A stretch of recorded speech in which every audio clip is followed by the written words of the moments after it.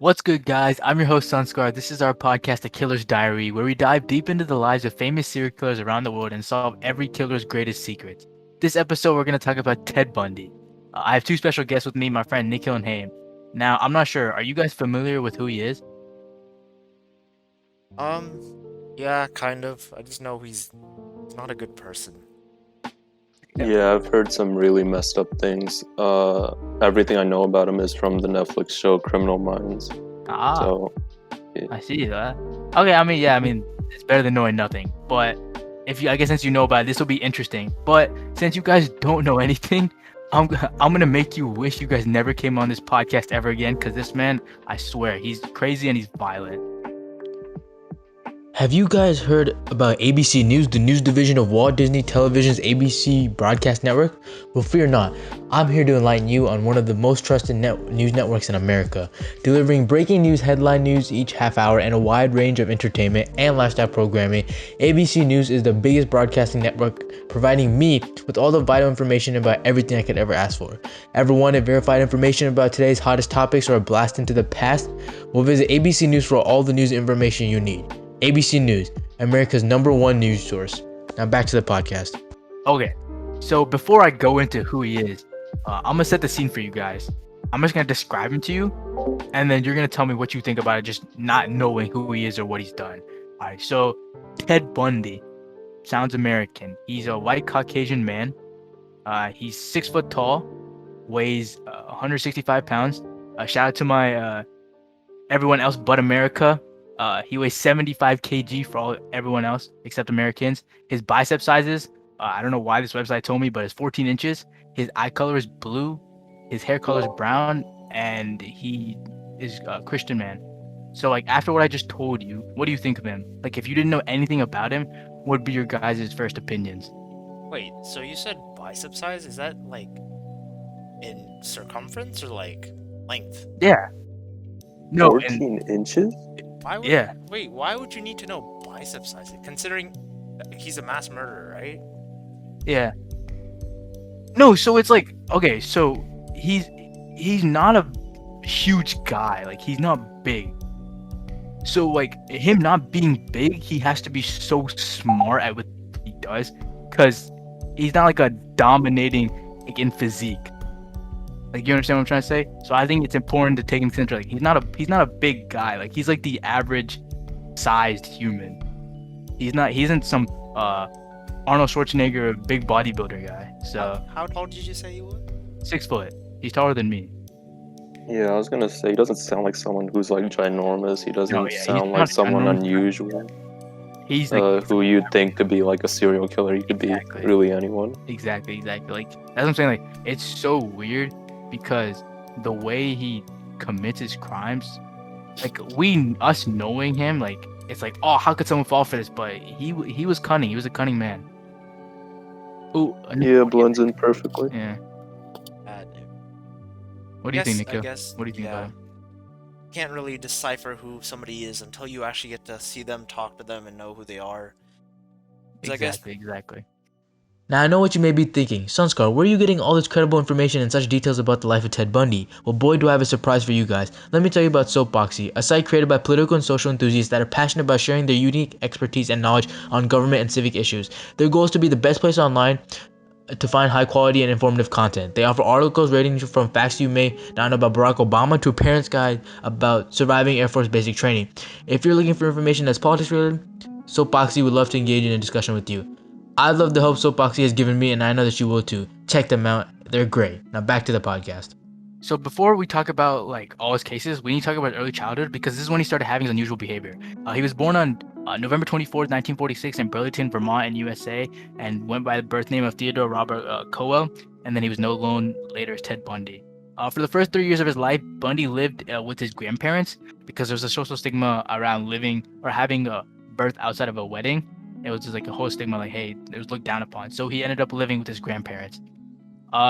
His Julia, who was Bundy's biological mother's sister, recalled awakening from a nap to find him with knives in the kitchen, and he was standing by his bed smiling. So it's like that movie scene type of thing where it's like they have their head down and they're looking at you with their eyes smiling. It was like that creepy type of vibe. It's like kind of like the Conjuring type vibe, if I would say. In 1951, Eleanor Louise Cowell, his biological mother, met Johnny Culpepper, who was a hospital cook at Tacoma's First United Methodist Church. They got married a year later and formally adopted Ted Bundy. They had 4 kids of their own, but Ted, having a little social uh, interaction issues, he stayed distant from his family, complained that the father wasn't that bright and didn't make much money.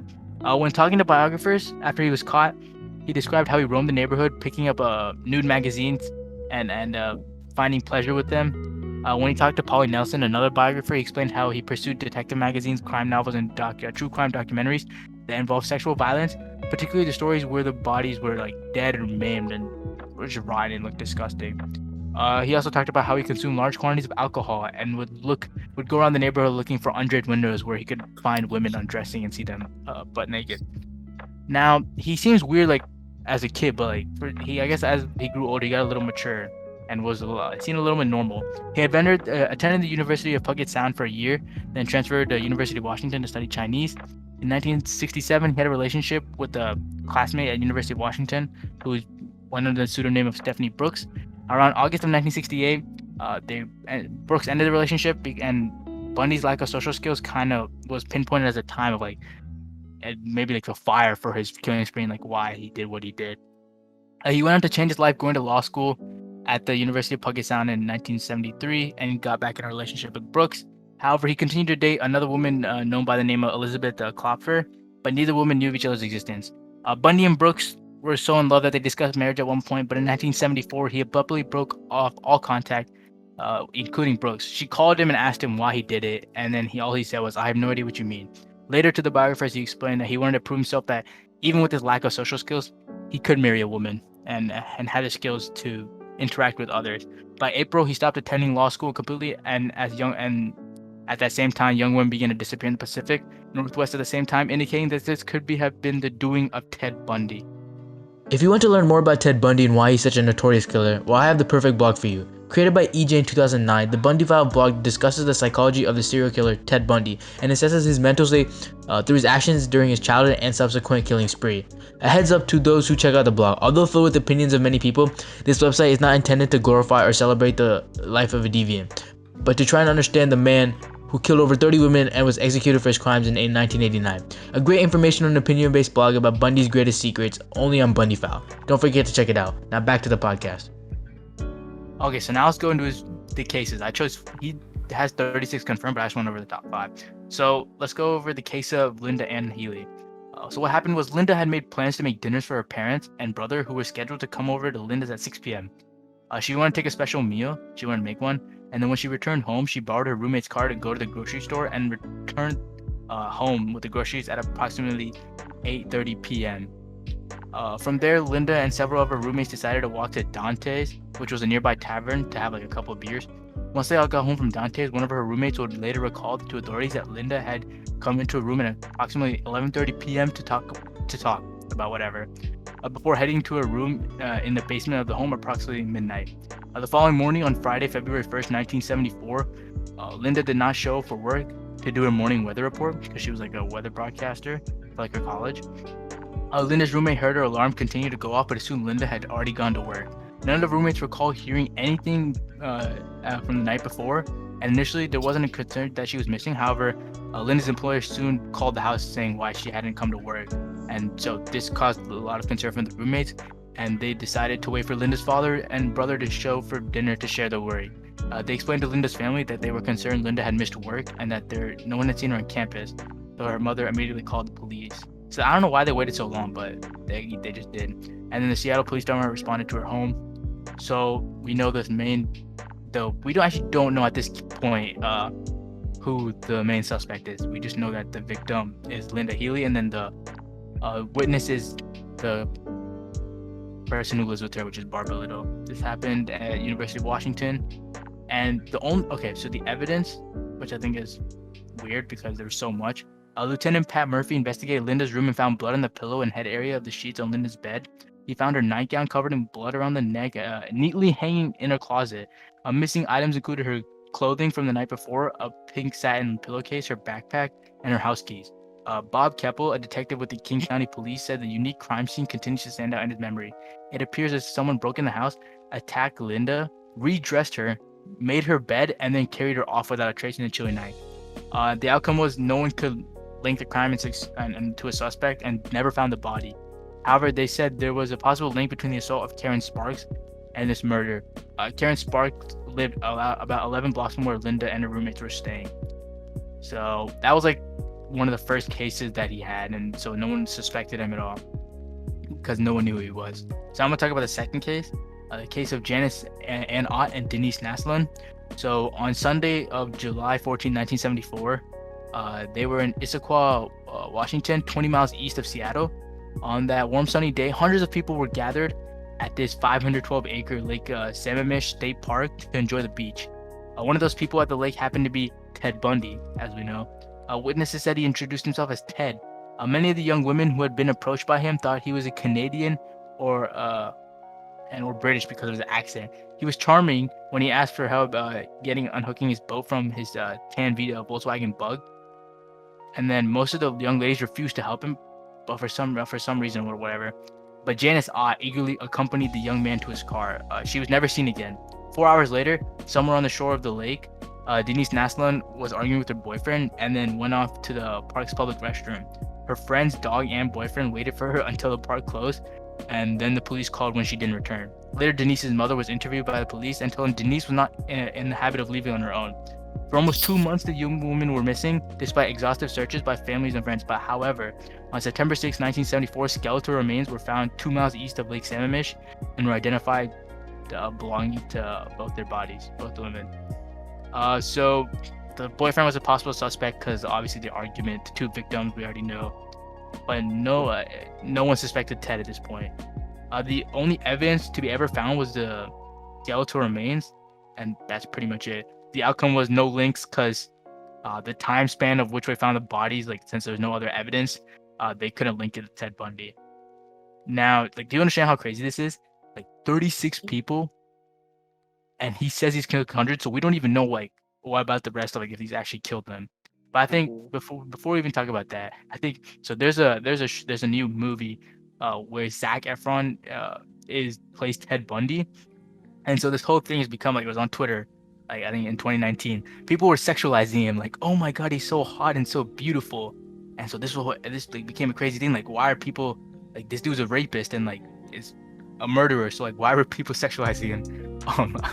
With Netflix, literally posted a tweet. He said, "I've seen a lot of talk about Ted Bundy's alleged hotness, and would like to gently remind everyone that there are literally thousands of hot men on the service. Almost all of them were not convicted serial killers."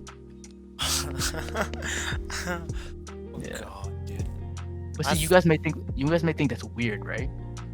But you have to understand, like, this dude was apparently in the time good looking, so people like it makes sense why like people sexualize him, like, because he was known for killing people because he was good looking. Like that's was like his charm of way of getting them. So I just think it's really funny that this like became like a whole like controversial thing that happened in 2019. But you guys have anything else? Terrifying. Yeah, it's weird. It's like weird because like he's like a normal dude and he's like, "Oh, I'm so good looking, come with me." Yeah. So you said the first woman, the last place she was seen was going to help Ted Bundy with his boat, was it? Oh, the second one, yeah. So Janice, like, he asked multiple women, like, "Hey, can you help me? Can you help me?" None of them helped him. None of them helped him for whatever reason. But she was like, you know what? Cool guy, good-looking guy. I might as well help him. And then that's it. That was the last place she was seen, right? So no one thought to make the connection, like, yo, that's the last place she was seen. Because she came by herself. And so she kept no one was like, "Oh, it's just another woman." No one expected like, "Oh yeah, let me do anything about her." Okay. Yeah. So that's how Ted Bundy got away. No one thought to keep track. Remember, like, so he wasn't big, so he had to be smart about it. And like that was like, yeah. So he used his charms and whatever to lure them in. But yeah. So what were you saying? I mean, you have to give it to him. Like Bed Tundy, like he used his wits to get a lot of people, and it's actually insane. It's terrifying, but insane at the same time. I know it's so scary, but like you have to give him props where it's due. I mean, even though I shouldn't be saying he's a serial killer, but he did what he did to commit the crimes he did, and to do so many times, it takes some sort of skill. But let's go on to the third case, the case of Susan Curtis. Susan was from Bountiful, Utah. She was attending the Bountiful Orchard Youth Conference at Birmingham University in Provo, Utah, when she disappeared on June 27, 1975. She'd ridden her bicycle 50 miles from Bountiful to Provo to attend the conference, which lasted 2 days. She was last seen on the first day of the conference, and then that evening, following a formal banquet at the Wilkinson Student Center, she left her friends to walk back to her dormitory and brush her teeth. The distance was about a quarter of a mile. Authorities don't believe she ever returned to her dormitory because when they checked her toothbrush, it was dry. A professor at the university may have seen Susan 4 days after she went missing, trying to sell a textbook at the back of his class. He identified her from a photograph and stated that she was wearing a blue knit top and faded blue jeans at the time. Besides this alleged sighting, there's been no indication of Susan's whereabouts since the day she's disappeared. The only evidence was the professor who allegedly saw her, and basically there's no forensic evidence because her body was never found. Outcome: a serial killer, Ted Bundy, confessed to Susan's murder before his 1989 execution. He stated he buried the body along a highway near Price, Utah, but after a thorough search, never found the body. And so they couldn't do anything about the case, and he confessed about the crime, but they couldn't convict him. But he was arrested, which is the crazy part. Like, he was arrested twice before he was killed. His first arrest was at 2:30 a.m. on August 16, 1975. He was arrested for the first time in Granger, Utah, after a chase by Highway Patrol officer Bob Hayward. Police found masks, gloves, rope, a crowbar, and handcuffs in his car, but he was released on bail the next day. On November 8, 1974, Bundy attempted to abduct Carol Durange, who was 18, at the Fashion Place Mall in Murray, Utah, but he was unsuccessful. He posed as a police officer, and then fast forward back to 1975 at 2:30 a.m. He was arrested again, like for the on the highway. In October 1975, Bundy was identified in a lineup by Carl Durange, whom he tried to abduct in 1974. He was arrested and charged with aggravated kidnapping and attempted criminal assault of Durange, and then he was held in Salt Lake County Jail. In February 1976, he stood trial for the Durange kidnapping. On the advice of his own attorney, John O'Connell, he waived his right to a jury because he knew at this point, like, people kind of knew who he was, and he knew, like, based on the things he did, the jury would obviously be like, oh, you're guilty, and so, like, he would have no chance against the jury. So he waived his right to a jury. After a 4-day bench trial and a weekend of deliberation, Judge Stuart Hanson Jr. found him guilty of kidnapping and assault. In June, he was sentenced to 1 to 15 years in Utah State Prison. In October, he was found hiding in the bushes of the prison yard, carrying an escape kit, which had road maps, airline schedules, and a social security card, and spent several weeks in solitary confinement. Later that month, Colorado authorities charged him with Karen Campbell's murder, which was another person he killed in that time span, while he was out of prison, obviously. After a period of resistance, he waived extradition proceedings and was transferred to Aspen in January 1977. So they moved him, and after being transferred to Aspen, this was like his first escape. He was tried for the murder in the case of Karen Campbell. He ended up pleading not guilty, and then in his case hearing for that case, he had elected to serve as his attorney, as his own, and was excused by the judge from wearing handcuffs or leg shackles during, like, cases at recesses. So during the recess, he went to the library to research his case.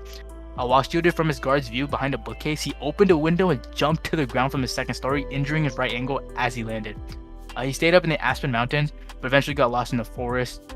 On June 13, 1977, he stole a car at the edge of the Aspen Golf Course. He was cold, he was sleep deprived, and constant pain from literally jumping from like 2 stories of this jail. He escaped, drove into the mountains. He was a fugitive for about 6 days, and he finally came back, and they arrested him. He came back because he had to somehow relieve himself of this pain. But when he was coming back, the police caught on to where he was and arrested him again. But with not much evidence to go off of, and some evidence such as the maps found in the car he stole, to find Campbell's body, he was ruled as not guilty. Which I think is crazy. Like, there was this, I guess, in the court of law, since there's no evidence. I mean, you can't convict anyone. So he escaped. So he got arrested. He escaped, and so once he came back from the mountains as a fugitive, he actually tried to escape again. Still serving for the case of Carol Duran, she was kept in the same jail he tried to escape from, but this time he had a different idea. He acquired a detailed floor plan of the jail and a hacksaw blade from other inmates and accumulated $500 in cash, which was smuggled over 6 months while he was in jail. He said it was transferred by some visitor known as Carol Ann Boone. During the evenings, while other prisoners were showering, he sawed a hole about 1 square foot between the steel reinforcing bars in his cell ceiling, and having lost 35 pounds, he was able to wriggle through.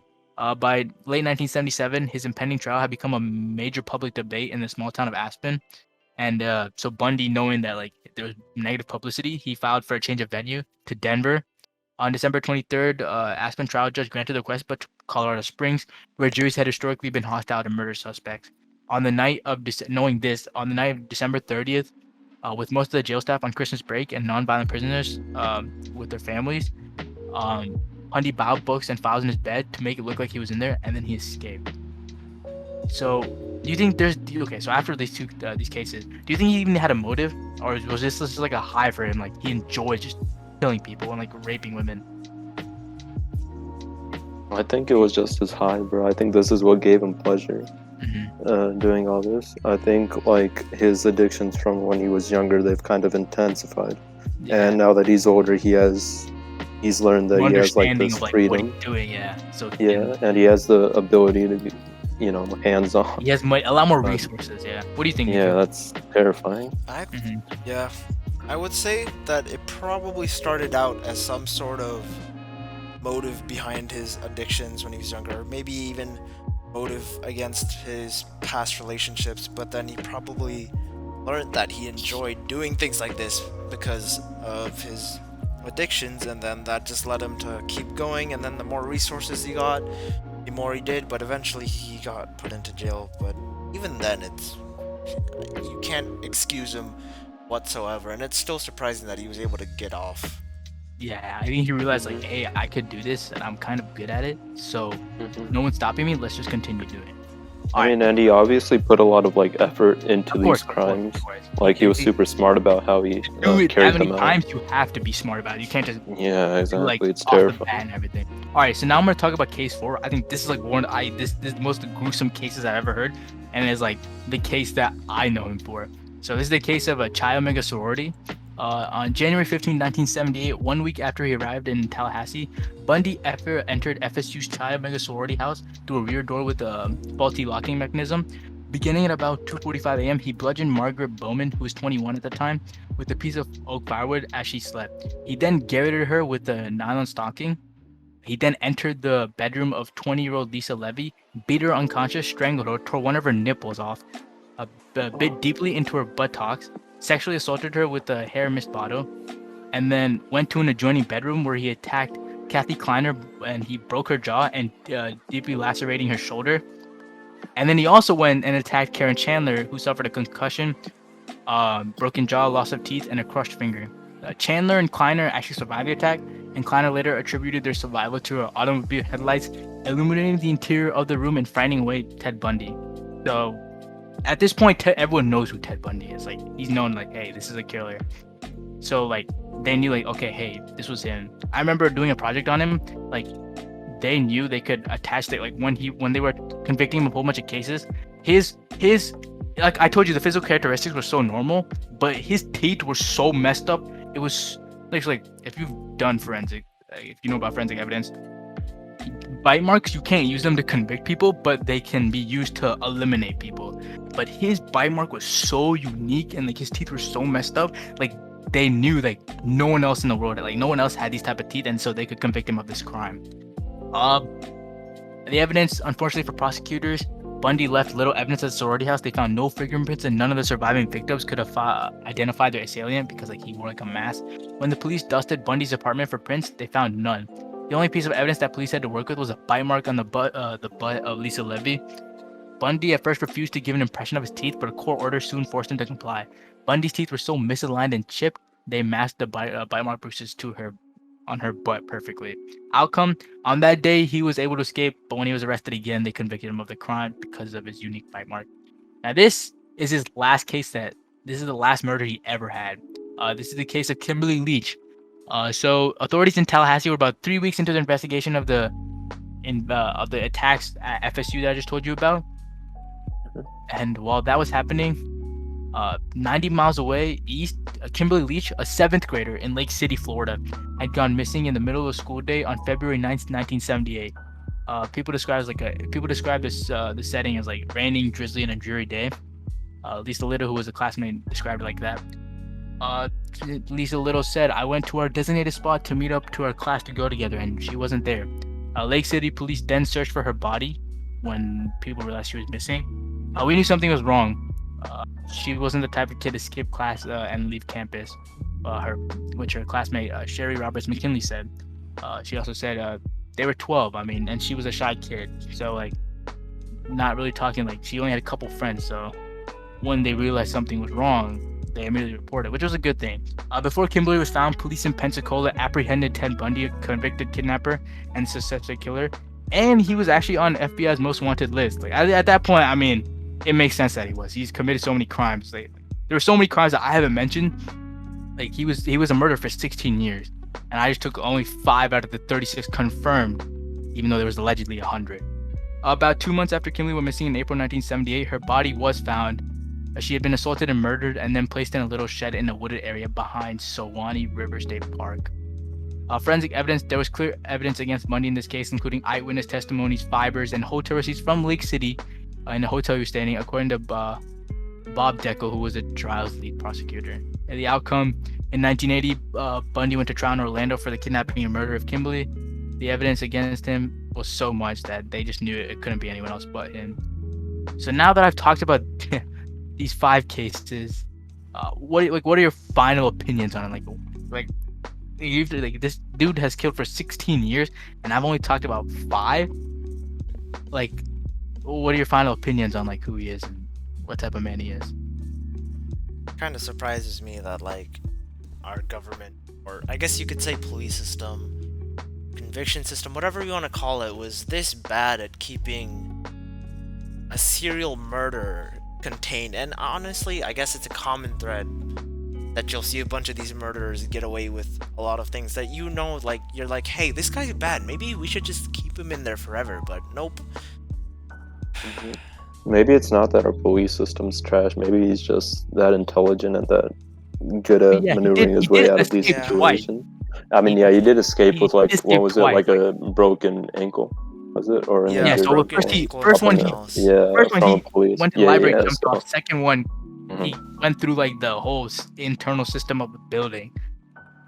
Like, he definitely, like, if you escape once, sure, but doing it twice, I think that's insane. And I think his want to do it and his want to kill and just rape women was just so, I guess, overpowering for him. Like, he was willing to do whatever it took.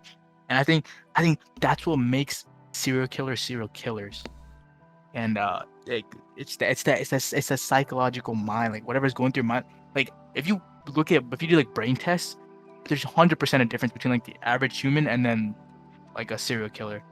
I mean, that's a common sight between a lot of things. You'll often see that people who have done these types of things have some sort of mental illness, but of course.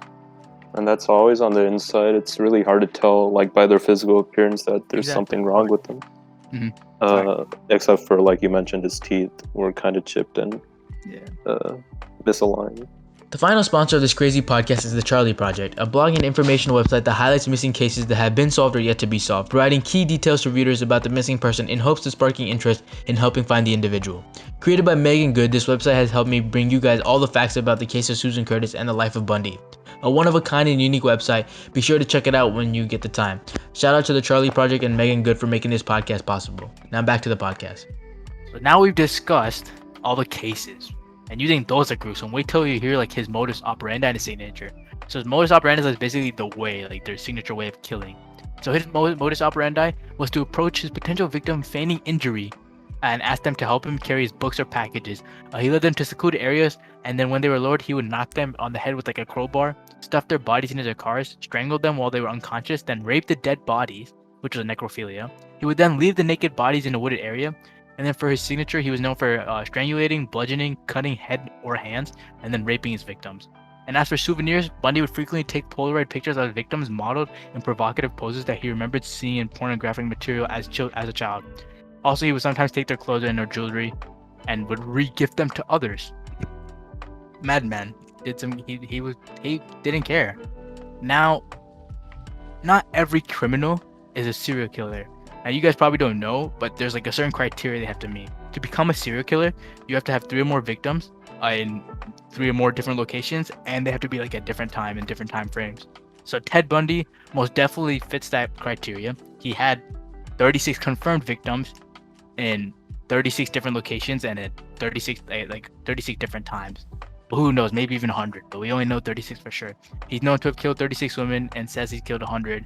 He has killed on separate times as well, with his murders ranging from 1974 to 1990.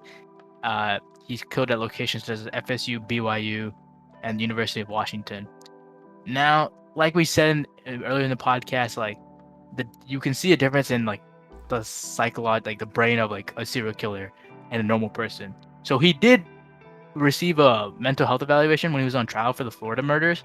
He was interviewed by Herbie Cleckley, who is considered to be the father of psychopathy. He diagnosed Bundy as a psychopath, and by definitions, psychopathy refers to social predators who charm, manipulate, and ruthlessly plow their way through life, completely lacking conscience and feelings for others. They selfishly take what they want and do as they please, violating social norms and expectations without the slightest sense of guilt or regret. According to Cleckley's analysis, Bundy had antagonism, which is being deceptive, manipulative, callous, exploitative, and arrogant. He had extroversion, which is being engaging and assertive in what you do. He was highly conscientious, so he was skilled, competent, thoughtful, organized, and diligent, which makes sense because, I mean, he committed so many crimes and got away with so many. He had low neuroticism. He had necrophilia because he loved raping dead bodies. He had paraphilia and sadism. And so clearly we can tell, like, this is why he's known as one of the most infamous killers in American history, because he was smart. Even though he lacked social skills, he was very smart at what he did and got away with what he did. And obviously, there's a controversy around the death penalty, but I think definitely in this scenario, it made sense to apply the death penalty to him. And on January 24th, 1989, he was executed via the electrical chair. And that was the last we ever heard of Ted Bundy. Now, I've told you all about Ted Bundy. Do you guys have any other final thoughts? Anything you'd like to share? Anything that you've learned from this? It's just scary because of how, like, normal he seems on the outside, but inside he's obviously got some sort of mental issues. He's obviously dealing with something that I don't think anyone can fix. It's crazy because, like, I think that's applicable for so many killers. Killers like who we know, who are confirmed killers, like, they seem so normal that it's like so scary because you wouldn't suspect someone like him to be a killer until you realize he is a killer. Nico, you have anything to add? I mean, that just goes to show to like how literally anybody in this world, like it could be you or like, me, my next door neighbor, or could even be him. Like we could be the next serial killer and nobody would know it. And like it's crazy that we're now in such a technological world and the possibilities that might happen. Like Ted Bundy was just one person, and like it was scary enough, and it just goes to show like how important your own security is at times. Yeah, keeping yourself safe. Like, make sure you are never alone or in any scenario ever. But yeah, I think it's crazy. But props to Ted Bundy. I mean, not in a good way. Did very bad things, but to kill so many people, it takes a certain level of skill. And Ted Bundy will go down in history as one of the most infamous serial killers of all time. That's all we have today for this podcast. This was a crazy one, and I can't wait to catch you on the next episode. It's your boy Sunscar. Peace out.